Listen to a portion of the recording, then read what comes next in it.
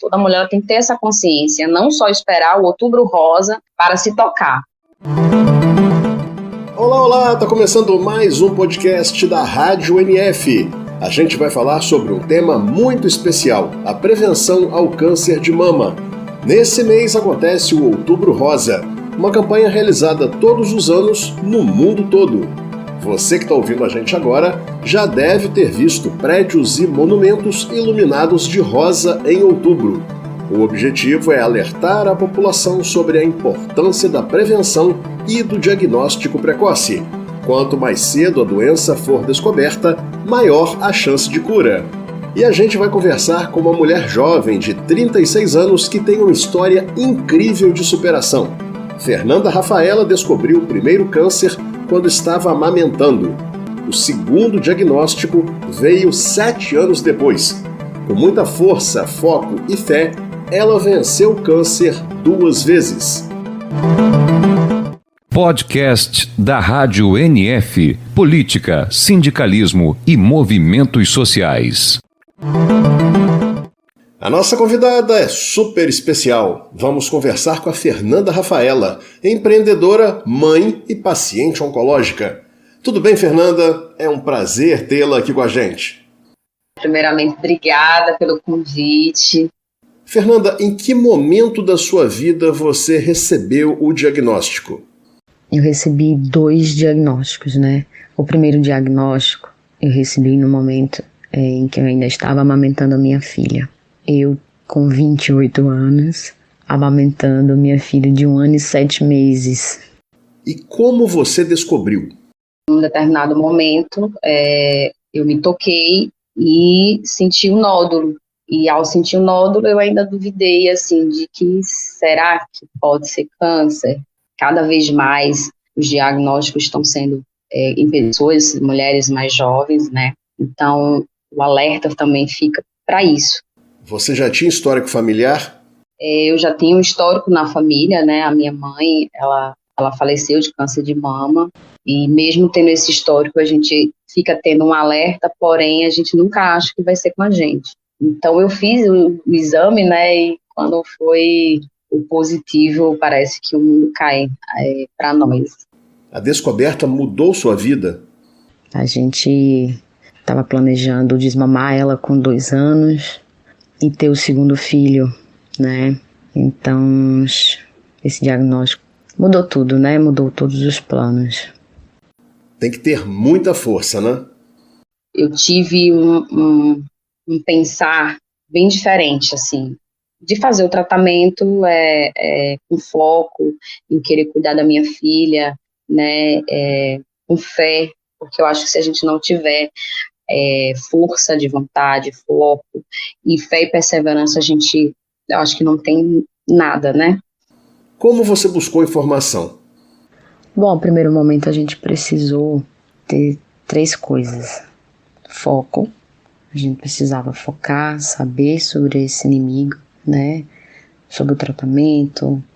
A gente tentou de todas as formas, todas as informações possíveis para a gente fazer um tratamento muito bem feito. Eu tive consulta com 3 mastologistas, oncologistas também, e então nesse momento a gente precisava ter foco, ter força, né?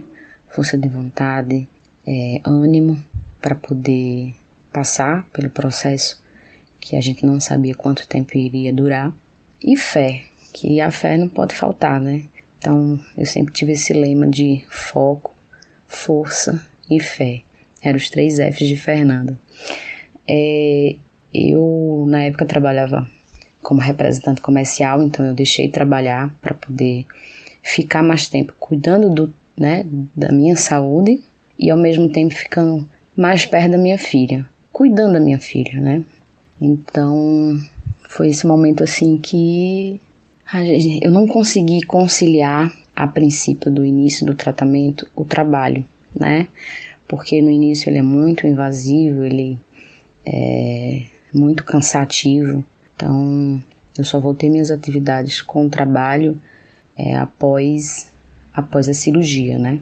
Após a cirurgia de retirada do nódulo e reconstrução mamária. E aí eu consegui sim, depois conciliar a casa, minha filha e o trabalho na loja do e-commerce, né? Aí foi tranquilo depois. Você já conhecia a campanha Outubro Rosa?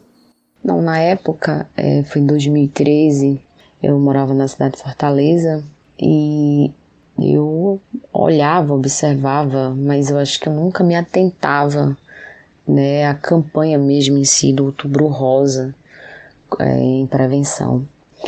Eu sempre fiquei em alerta no sentido, porque eu tinha caso na minha família, né, minha mãe, ela teve o câncer de mama, ela faleceu de câncer de mama muito jovem, né? Ela faleceu aos 36 anos. Então eu sempre me atentava que eu tinha que estar observando, né? Porque a gente fica naquele subconsciente, e se, né? Tanto que quando eu me toquei e senti o primeiro nódulo, eu ainda duvidei. Será possível? Eu estou amamentando, né? Eu me alimento saudável, eu fazia exercício, então ainda vinha mesmo tendo histórico na família. E sabemos que o histórico, ele só faz parte de 10% dos diagnósticos. Mais de 90% são de pessoas que nem têm histórico familiar, né? Então, eu não tinha esse olhar para as campanhas de Outubro Rosa. Hoje eu vejo totalmente diferente, né? É uma forma de você mais se atentar, mas não só no mês de outubro, né? Então, eu acho que todas as mulheres ela têm que fixar um conhecimento do seu próprio corpo todos os meses, né? E o segundo diagnóstico? Após 7 anos já curada, uma fase que estava estudando para concurso, trabalhando na minha loja online, veio outro diagnóstico. Tocando na mama também, né, por cima, assim, da parte que foi preservada, né, da primeira. O curioso foi que eu senti o nódulo, mas o médico achou que era um cisto. Desse cisto oleoso, eu não fiquei satisfeita. Por quê? Porque eu me conhecia, eu já me tocava, eu já sabia. Essa é a importância também da gente se entender, saber que o corpo grita, o corpo fala, o corpo dá os sinais. Eu me via estranha, assim, no espelho e dizendo, não, uma cara muito cansada, o cabelo não estava o mesmo, parece que a pupila muda. E o médico disse para mim assim, não, Fernanda, não é nada, é só um cisto oleoso, isso não é nada. Eu digo, não, doutor, mas vamos fazer uma punção? Aí ele disse, tá, vamos fazer para tirar apenas da sua cabeça que seja um nódulo. Eu digo, tá bom. No dia lá para fazer essa punção, quando eu olho lá na tela, eu já vejo simplesmente um nódulozinho feito, que eu já tinha visto aquele nódulo, então eu tive a certeza ali que era. Então, assim, quando a gente se conhece, a gente consegue enxergar além, né? Além o nosso corpo. Então, eu fui firme nisso e se não fosse por isso, talvez pior, né? Se eu fosse, assim, me aquietar e dizer, não, eu vou ficar assim com esse nódulo, esse cisto oleoso e vou deixar para depois. Não, eu fui firme e realmente foi diagnosticado. Não foi fácil, né? Não adianta, assim, romantizar o câncer, porque é barra, é punk. Você recebeu apoio? Eu tive uma rede de apoio, assim, com a minha filha, a família, mas eu encontrei, assim, outras pessoas. Eu tentei passar um tratamento mais leve. Não é fácil, até porque eu tive transtorno de ansiedade, tive depressão, mas foi essa rede de apoio de gente que passou pelo problema que resgatou, né? As minhas amigas, as meninas que eu chamo de Oncom Girls, as Oncom Friends, essa foi a rede de apoio, assim, que mais me tirou da barra pesada, sabe? E elas sabem disso. Fiz 14 sessões de químios, não fiz radioterapia, até porque fui retirado tudo da mama e não precisou, né? Porém, foi muito agressivo, perdi o cabelo, mas aí eu, né, pelo menos andava de lenço, andava de peruca, andava maquiada, andava toda empoderada, não queria nem saber. Como o povo dizia, não tinha nem cara de quem estava passando por um tratamento. Mas não é para mascarar o câncer, né? Mas é para passar, assim, para as pessoas e para quem está passando por esse diagnóstico, não sofrer tanto, né? Eu inspiro outras pessoas. Então, assim, isso tem um sentido e uma emoção muito e um valor muito grande. Como encorajar outras mulheres a buscarem informação e prevenção?